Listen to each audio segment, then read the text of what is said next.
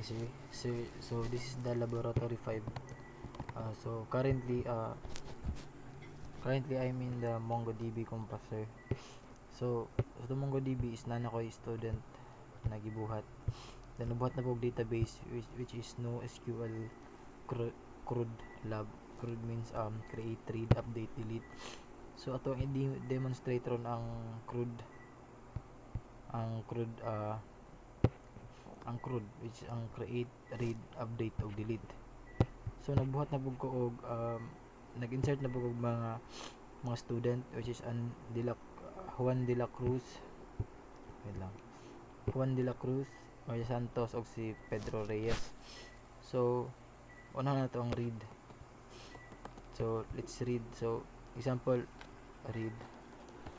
So example magkuanta atong i-filter siya na atong pangitawon is ang course sa mga student. Example nga ni course sa mga student.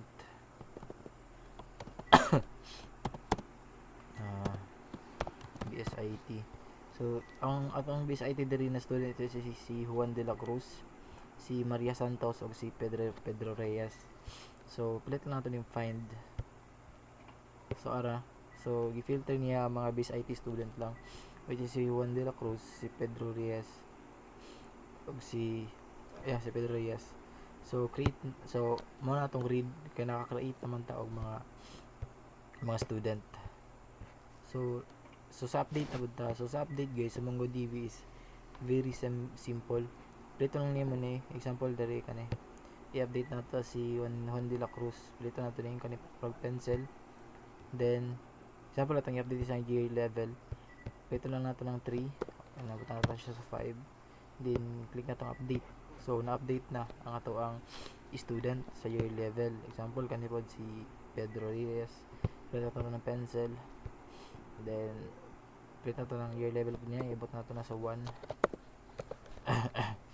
So ito ang update. So na-update na siya. So that's the update sa ato ang CRUD. So delete. So ang delete is very simple lang po guys.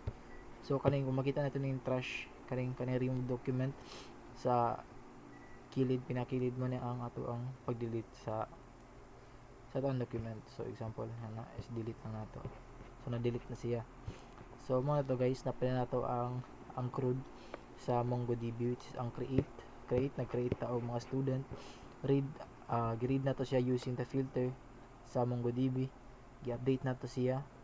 I-update na to ang year level sa atong mga student o atong gi-delete ang isa na to ka document. Thank you sir.